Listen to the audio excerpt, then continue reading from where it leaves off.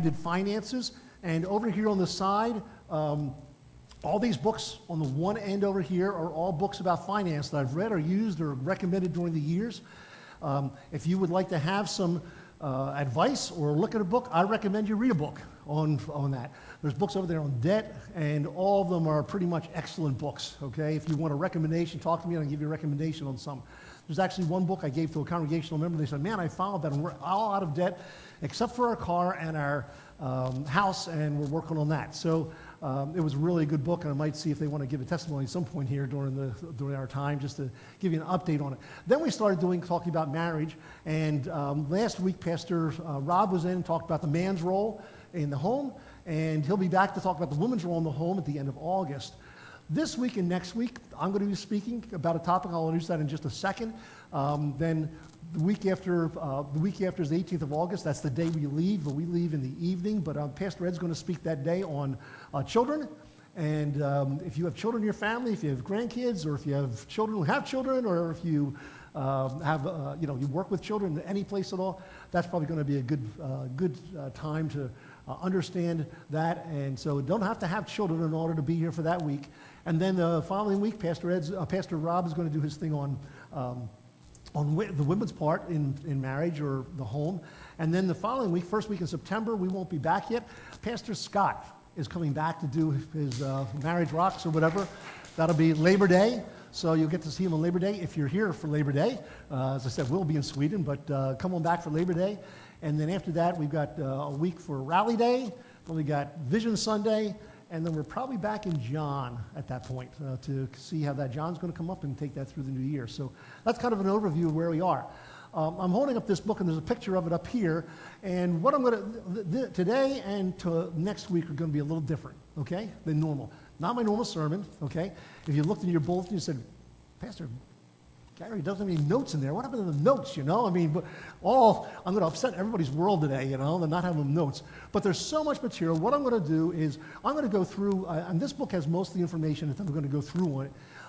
When I was in the military, we used PREP, okay? And here's what it stands for: Prevention and Relationship Enhancement Program, okay? You notice the word marriage isn't in there. So if you're sitting here thinking, well, I'm just going to snooze today and snooze next week, or maybe just skip next week, this is a program that can help in any type of relationship, but the main concentration of this program is in marriage and family. Couples, how to communicate and so forth, that's going to be a part of it.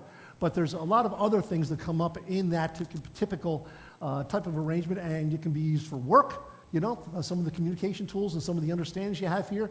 A boss or somebody else you know. Could be used with children, could be used with, in a number of different situations. So I'm going to wind up hoping that you will listen and take what this says. This program I like a lot. This program, if you were going to take this course on a weekend, probably cost you anywhere from $250 to $500 for a couple, okay? It is data-driven. In other words, most seminars are from the point, I've been married for 41 years, so I got a little bit to offer. I know the scriptures, so I have a little bit to offer and so forth. This particular program, though, is data-driven. I don't know if any program for the last 30 years has been surveying couples, looking at what works, looking at what doesn't work, looking at what they've recommended, seeing how it's worked in couples' lives, and then tweaking it along the way. This program was picked up by the Army, and I've taught it numerous times with other people, other chaplains. They usually do a Strong Bonds weekend. It's called Strong Bonds in the military. At least in the Army it does. In the Navy and others it might be called something else. But typically, this seminar will be like on a all-day Saturday and Sunday morning in the military.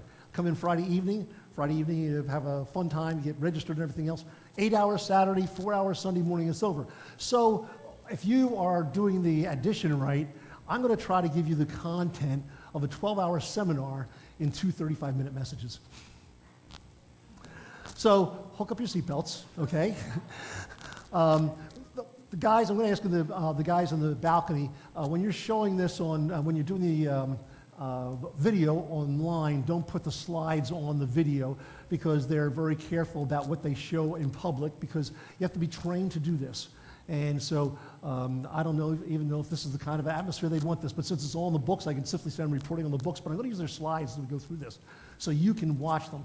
If you find something you think is important, Write it down. If you want to go through, there's a book here, and you can look at the book. Has lots of good information on it. So I'm just going to run through this if you can, and I'm going to use this instead of today because I've got my Bible verses in here as well as the slides, and so we're just going to go slide by the time. Next slide, guys. So I'll probably be saying next slide a good bit. It's and you can go right on through those and add those in. The key word on here is prevention. It's prevention and enhancement relationship program. Too many of us wind up waiting until we're in trouble to ask for help or to apply something. So this is for everybody. Guys, go on and fill that slide in if you would. This is for all of us to be a part of. They have done a lot of research into what predicts, how can we predict who's going to get divorced, and then they've gone backwards in this is what they've done wrong, this is what's happened, this is what we need to tell people. And so if you have a broken relationship, whether it's with a spouse or whether it's maybe even with an employer at work or whatever, some of the principles, not in the same exact way, but some of the principles can be used because a lot of our problems wind up being communication and otherwise. So this tells us how to communicate, how to handle problems, and how to handle conflicts. In marriage, next slide, in marriage, one of the important things is oneness in marriage. And so Genesis 2:24 and 25, you're probably mostly familiar with this. For this reason, a man will leave his father and mother and will be united, this is using the NIV, united to his wife, and they will become one flesh. The man and his wife were both naked, and they felt no shame. So there's three things that we want to point out in this particular verse, in these two verses. One is the permanence. They were united. You know, when it comes together, it doesn't get taken apart. So they were united, they become one. It's a team. It's something that's worth. And even if you're at work or whatever, you're a team with whoever you are there, your boss, your fellow workers, and so forth. So this, but especially in marriage, as we're looking at this, it's united. It's a permanence. There's oneness because it's one flesh. Okay, so you're together. Okay, not only united but also one flesh. So you have the permanence, you're united. We have the oneness in one flesh, and we have openness, no shame between them. So there's a very special relationship between a husband and wife. Growing up, I used to, I've only seen my parents around the house. I've never considered that, there was this kind of oneness in a family relationship until you get married. It's kind of like, that's strange. How does that work, But oneness is important, and it only should happen in the sanctions of marriage. If you go on to the next section in Matthew, Jesus Christ says this, Matthew 19:4-6. Haven't you read, he replied, that at the beginning the Creator made them male and female and said, for this reason a man will leave his father and mother and be united to his wife, and the two will become one flesh. So they are no longer two, but one. He goes a little bit more explanation there.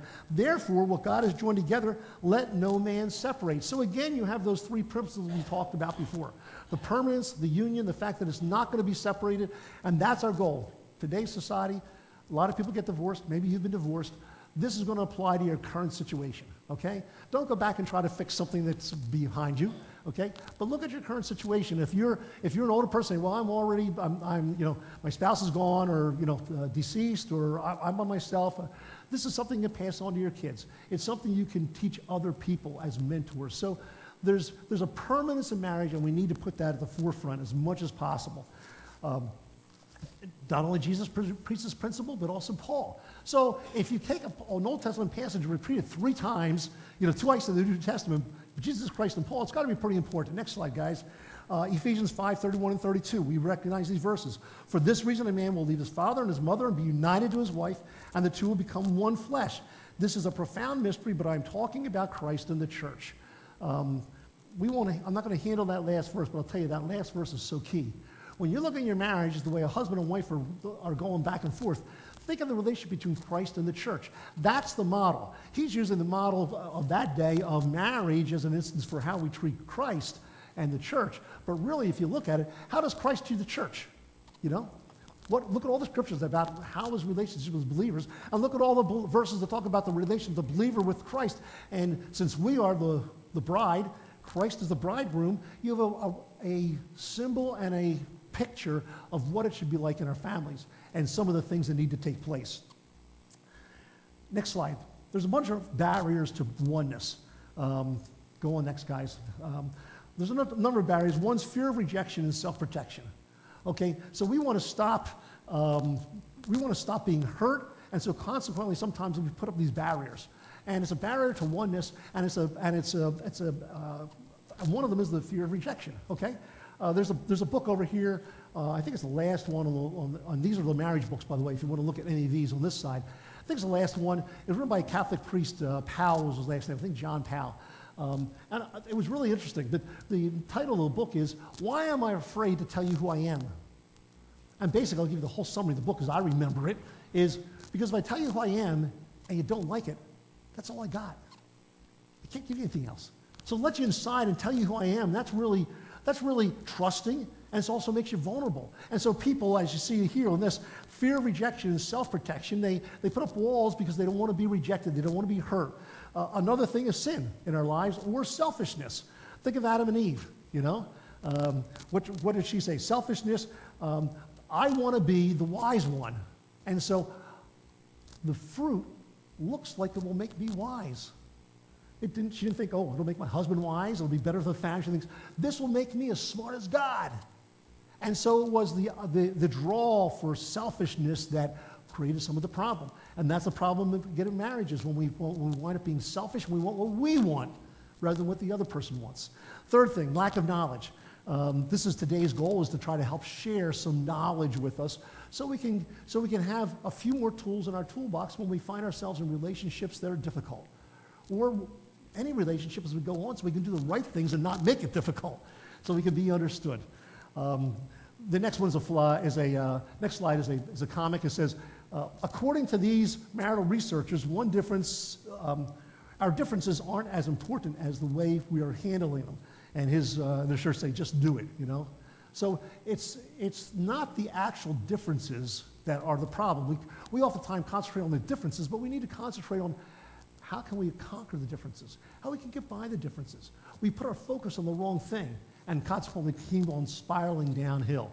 The next section of this that we want to go to is handling conflict and preserving oneness. And this is one of the biggest problems we have. They've got a little comic here, if you put it up, that is kind of interesting. It says, this is interesting, honey. Let's see if we can have any of these danger signs. And he's sitting over there with a Coke in his hand or whatever it is. I don't want to talk about this. Any references or any reflections, you know? Sometimes you get into somebody else, and whether it's a spouse or, as I say, work, children, whatever, I don't want to talk about it.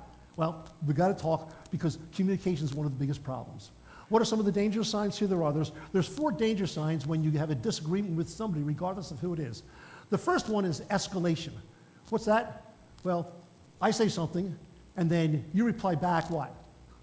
Louder, more angry.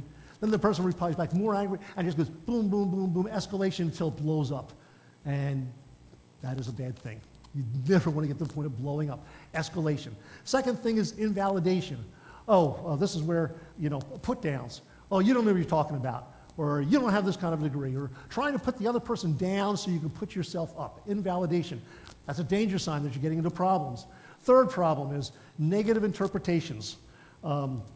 We always think the worst. I don't know about you.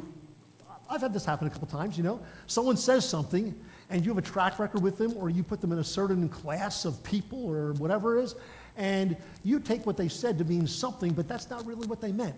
They really meant something else. So we have negative interpretations. We take what they said, and without thinking of what could be positive about it, you say something negative.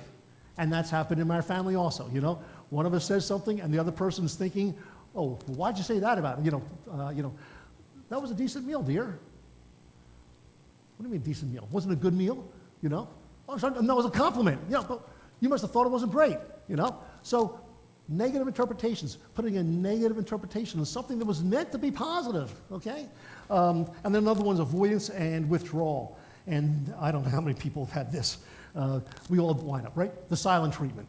I'm not going to talk about it. I'm just going to withdraw. Not going to say anything. Either we walk away or we just go silent. We won't talk, and that's also a problem.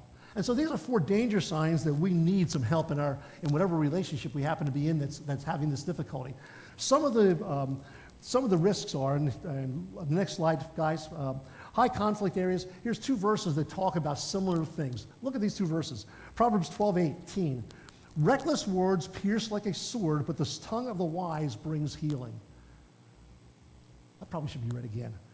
Reckless words pierce like a sword, but the tongue of the wise brings healing. How many times have we got in an argument with anybody and said something we really didn't mean, but we said it out of anger and just because we wanted to hurt them? It wasn't really even maybe true, but we said it. Proverbs 29:11. A fool gives full vent to anger, but the wise quietly holds back. There's escalation, right? The fool gives full vent to his anger, but the wise quietly holds back. The wise person is going to be, let's just calm down. Let's de-escalate the problem rather than, I'm going to jump in and I'm going to get angrier. I'm going to get angry and then we're going to be worse and worse. How do we fix those things? There's a second risk, and that's the avoidance and withdrawal. And Ephesians talks to this. Ephesians 4:25 through 27. Therefore, each one of you put off falsehood and speak truthfully to his neighbor, or to your wife, or to your coworker. Speak truthfully to your neighbor, for we are all members of one body. In your anger, do not sin. Do not let the sun go down while you are still angry, and do not give the devil a foothold. The longer we let things go, the worse it is. Some families wind up, I'm not going to sleep with you tonight. I'm mad at you. We're going to sleep in another bed. I hope that doesn't happen in your life. I don't know if it happens. I hope it doesn't happen very frequently, because this is a problem. It says here, don't let the anger go down to your wrath. Fix it today. And that's tough. If you get the problem in work and you go home from work, you're not going to be able to fix it today, And I've been in situations which have been difficult for me. And for a year, you feel like you're put down and like things are going bad. And all you do is think about it all day long, don't you? Until you get it off your chest and put it down, finally, it just winds up affecting every single thing you do. Next two slides are a couple more comics. They show up. Here's she over here talking a lot, and he's kind of sitting there with the remote, And next slide, beam me up, Scotty. Just take me out of this. I don't want to be here. It's kind of funny.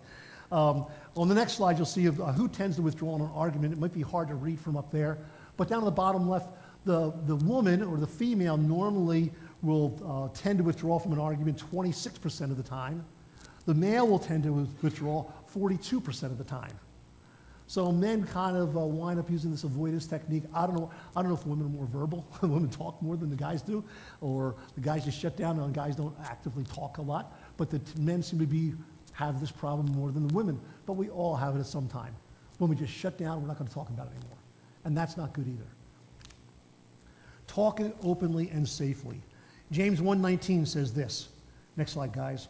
But let everyone be quick to hear, slow to anger, slow to speak, and slow to anger. Quick to hear, slow to speak, slow to anger. I've heard so many people say, God gave you how many mouths? How many ears? We don't usually use them in those proportions, though, do we? We need to create structure and safety. The next thing I'm going to teach you, I'm going to go over with you on these slides, is probably one of the top two things that I think are important in the whole training we do. And we take a whole session. We take an hour and a half going over this thing, explaining it, practicing it, and everything else. We obviously don't have that time to do that today, but I'm still going to introduce you to this. I used this with a couple not long ago in my office. It's just this is so. My wife and I have done it sometimes. To be honest with you, we should probably do it more. If you do it more, you're going to have less disagreements about things because you're going to understand each other. Here's how it works. It's called the speaker-learner technique.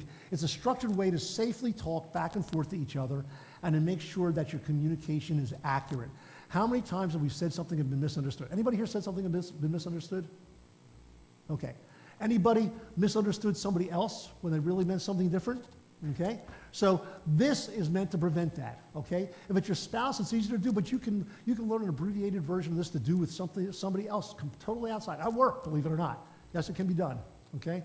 So let's go on. I'll just briefly explain to this again. This is something we spend like an hour and a half on going through with guys. But if you go to the next slide, there's some rules for the speaker, okay? What it basically is, we take our time speaking. So you don't have to read this whole slide. Just follow along with me, and I'll kind of give it to you as we go.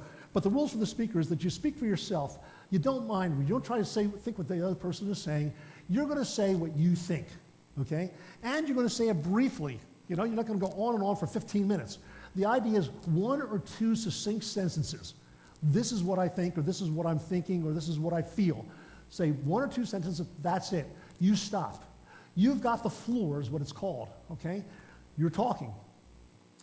Once you finish saying what you say, then you give the listener time to respond. The listener they're going to paraphrase what you just said. Only two sentences long. So the one person says, I think your hair is unique. It's purple, and I just think it's a unique color. So the other person is going to say, so what you say is, you don't like my purple hair, right? Well, they paraphrase what they heard, okay? But that was not the right thing that the person was really trying to say. So they paraphrase. So now it goes back to the speaker again. And the speaker says, no, I didn't mean that the hair is bad. I meant, and explains it a little bit further, 1 or 2 sentences. Now it goes back to the listener, and the listener sits there and responds.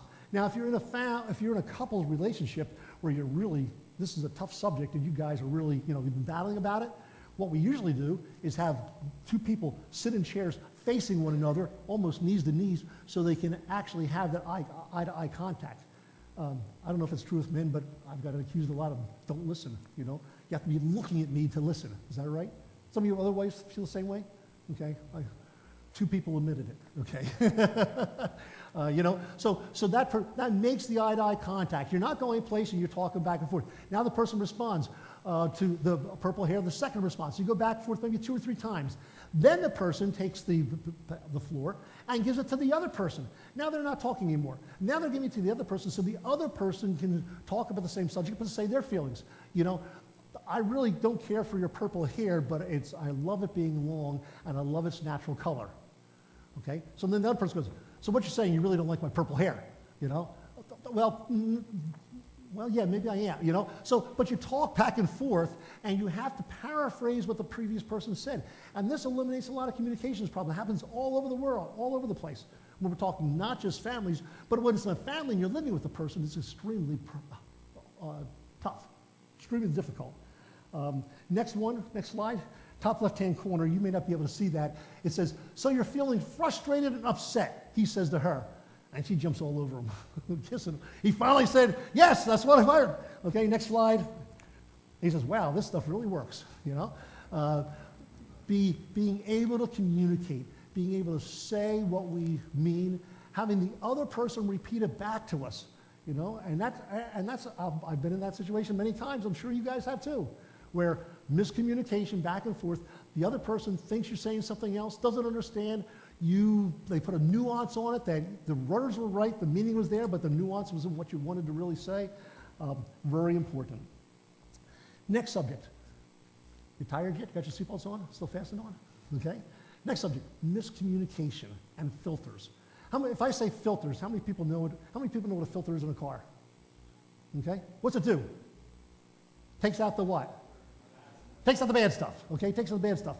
So a filter takes something and changes it, takes out bad stuff, but the stuff that comes out of the filter is not supposed to be the same stuff that goes into the filter, right? What happens in communications is we all have filters, okay? What's one of my filters? Anybody tell me? What's a filter for me when I'm listening or talking? Come on, I'm a man, okay? That's a filter. Men think certain ways, others do. What's another filter for me? What am I to you folks? I'm a pastor. Probably when I say something, I might have a filter of what I'm thinking, okay? If I'm talking to a person who's not a pastor, if I'm talking to one of you, you may have a filter trying to figure out what I'm meaning as a pastor, but you're not a pastor, so you may not have that right. Or maybe if you're an unbeliever, now we're even way. If you want to see a lot of the way filters are badly used, go on Facebook. Watch somebody say something, somebody respond to that person. The other person, there's just sometimes unfiltered, but there's really filters there, and people don't know what they're talking about. So let's talk just a bit about filters. Next slide, guys. Here's 2 people talking, and there's a filter. There's 2 filters in every conversation. There's the filter of the person speaking. They say something, and what they mean may not be the actual words they say, okay? Because the filter is kind of filtering it and trying to say something, but it may not come across exactly right. And then there's the filter of what the other person's hearing. They are thinking of, they're thinking of something that's maybe, let's say it's an older person, a senior citizen, and a millennial, I might say, let's see, one of the phrases, you're killing me. Anybody say you're killing me? Okay? That was an expression when I was a kid. For me, it was cool or neat, So you say, man, you're killing me. Well, the adult might be saying it, saying, man, you're ready to, shoot me or, put his knife in me, And the kid's thinking, oh man, you're killing me. That's really cool or whatever, Or why do you say that? There's just, the filters are there. It could be age, it could be sex, it could be job related, it could be past of what it is, but there's filters. Let's go on to the next slide and I'll explain this just a little bit more. One of the filters is inaction. For instance, inattentiveness. That's the one where, look the person in the eye and make sure they're being attentive. They're not distracted. Lots of kids around. I mean, if you're having a discussion, you got kids around, you got the TV on, other distractions, you may be inattentive. How many of us have been accused, we're listening to our spouse, the TV is going on, and they say, you're not listening, you're watching the TV. That ever happened to anybody? Okay? And then you repeat back to them exactly what they said. And it's either one of two responses. Oh, okay, you were listening. Or you can say it back to me, but you really don't know what I was saying. Right? Okay? Oh, I see. I'm hitting a lot of people here, okay? So let's go back and talk to this. Next slide. Inactivity. He's laying on the thing totally battered. She's got a megaphone there. Couldn't you get my attention in a kinder, gentler way? Inattention. Next slide. There's a couple other problems too that provide filters. For instance, emotional states or moods. You're in a bad mood. Something happened at work, and the other person doesn't know about it. That's an emotional state. You're going to filter everything they can. They may give you any kind of a compliment, but if you had a bad day at work, and somebody just trashed you at work, and you walk in the door, they can say, well, you look beautiful, and you say, be quiet, be upset. Emotional states. Beliefs or expectations are another one. We won't allow a person to change, My belief is such that you were this way 3 years ago, and how many people remember things from 5 years ago you did wrong? How many remember somebody else who did something wrong 5 years ago? And we take that and put that in the filter, okay? And so all of a sudden we have our expectations. So-and-so's husband takes out the trash every Thursday night. How come you missed last night? Or whatever it happens to be. Expectations. What are our expectations for each other? And also, what are our beliefs? And what are we thinking about the past? Third thing, style differences. Introvert versus extrovert. Somebody talks all the time, or somebody wants to be open, and another person just doesn't talk very much. There's the old joke that everybody has 4,000 words in their speech, or let's say women have 20,000 words, in their speech, and they're home with the kids, the typical old family, they're home with the kids, and they don't get to talk very much to the adults, they just want somebody to come home they can talk to. The guy, he goes to work, and he's got 4,000 words of speech, and he's used 3,999 at work. He comes home, and what's the one word he says? How'd everything go? Fine, yes, fine, okay? She wasn't all about it. She, by the way, has 30,000 words, and she's used how many? 10 to an adult, And so we need to watch out style differences, sex differences. There are all kinds of things, expressive, some are reserved. If you've had a profile, such as the DISC profile, the one I'm more familiar with, there's a number of Christian ones out. There's also the Minnesota multiphasic, not test or exam, but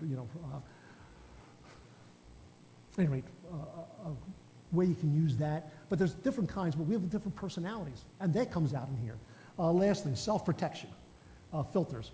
I don't want to get hurt, so I'm going to say this. I'm not going to tell you the real thing, Or I know you got upset yesterday when I told you how things were going to work. They went horrible again today, but if I come home and tell you the same thing, it's going to go badly, so I'm just going to lie, and I'm going to tell you, oh, everything was great at work. We got it all worked out, because we want the person to feel good about it.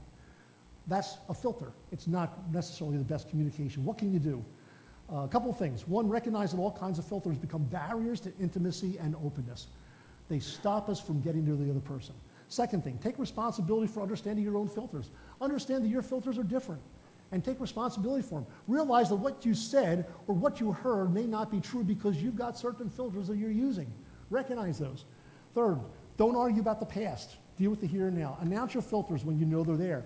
Okay, I know I'm a woman. I know I'm your father or your mother, so I understand that, but, and then go on and explain. So understand that you know your filters. Lastly, give your partner the benefit of the doubt. Look for the best, not the worst. How many times have we, thought the worst when we should have thought the best? If we thought the best, it would have worked out, but we thought the worst. And so, boom, a problem. talk openly and safely. Ephesians 4:15.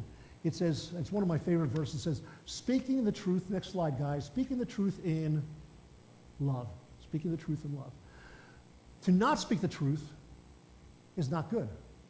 But to speak the truth in a critical and a harsh way is also not loving. So sometimes we wind up lying because we don't want to speak the truth, don't want to hurt the person, and that's not good. Sometimes we speak the truth, but we say it harshly instead of lovingly. So speaking the truth in love, talk openly and safely. Find a place and a time when you can talk about that later on. The next section I want to talk about briefly is expressing criticism constructively. Sometimes we have to express criticism, right? How do we do it constructively?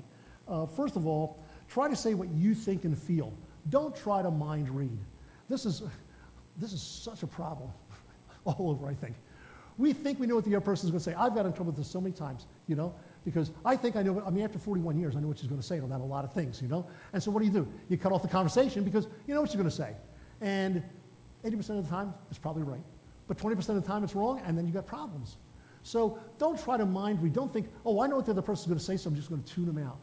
Try to be honest with what you, and say what you think and feel, not what the other person says and feels, or what you think the other person is going to say and feel. There's what we call destructive griping, okay? Here's what destructive griping is. It can be character assassination. It implies you will never change.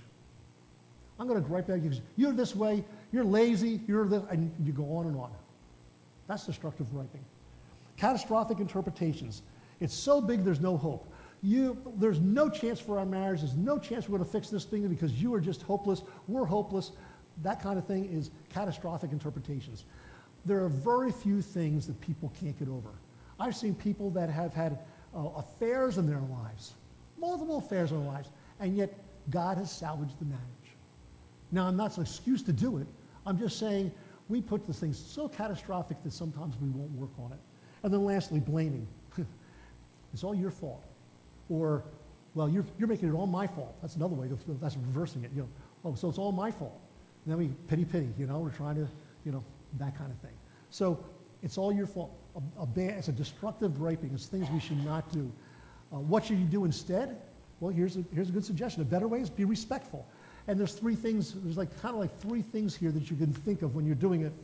Next slide, guys. When you do, this is me talking to somebody else or you talking to somebody else. When you do X, in this particular situation, I feel this way. That's a very reasonable thing. In fact, if you're using the speaker-listener technique, that's a great way to start the conversation, When you do so-and-so, when you don't put your clothes in the wash, in the hamper, after you've come home from a busy day at work, it makes me feel like you don't appreciate how much work I have to do by picking them up and collecting clothes from all over the place. Okay? Easy way to make. You're not trying to be judgmental. You're not using some of the other things, but you're making a clear and accurate statement. Now, it's up to the other person. Are they going to paraphrase that? Or are they going to put their filters on and say, oh, you just don't understand what I'm doing? That's where all these things need to kind of be intertwined so we can use them together. How do you solve problems and disagreements? What do couples argue most about? Here's a slide that shows what they argue mostly about. In a University of Denver long-term study, before they were married, they argued about money, and this is database, so they've checked this out for years and years. Before marriage, they disagreed about money, jealousy, in-laws, and friends. After marriage, money, communication, and sex. All of a sudden, communication jumps up there. You see that? In a national poll by Stanley and Markham, across most groups of married couples, money and children were the top answers of things they disagreed about. So the topics change once we get married. What are some of the facts? It's best to handle problems as a team, not just as individuals. Talk together. That's why communication is so important. Quick solutions are not lasting solutions. It's not just, oh, we'll fix this by doing this. You need to talk it out and find out what is the best solution. Again, work, family, school, whatever. What is the best solution? Don't just come to a snap fix and that's going to fix everything. I like this next slide. Here's another comment coming up. She says to him, "Gosh, honey, when we agreed to get Ricky a pet, I had no idea." And there's the elephant. There's a 3-stage model that we want to use as to have problems solved and to take care of them. First of all, the goal is to understand and to be understood. That's the goal of all discussions. Secondly, use the speaker-listener technique. Make sure you're having good communication back and forth. Third, create an environment of teamwork. In other words, it's not you against me, but it's we're going to work on this together. The teamwork principle will make things go so much easier. And while I'm doing this, Lois and I attended 2 of these events as well as me teaching a bunch of them. We still got problems from time to time.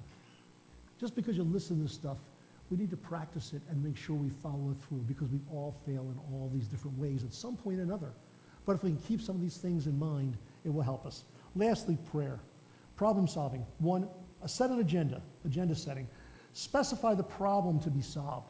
In other words, it's not this humongous thing. Break it down. Today we're going to talk and we're going to solve this problem. We got a budget problem, we're under all the time. Well, you may not be able to solve the whole thing in one big piece, but let's sit down and talk. The place we overspend most often is in gifts to other people, or maybe into the cable at home.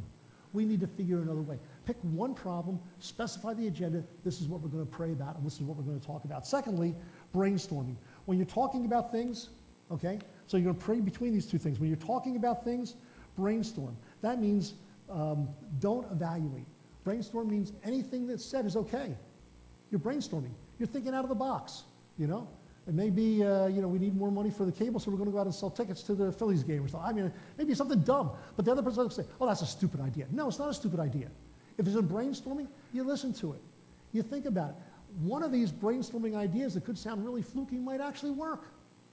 So brainstorming. If you don't, then you're criticizing the other person. You're asking them to brainstorm and give you information that can be helpful. Third, agreement and compromise. Don't say it's got to be my way or the highway.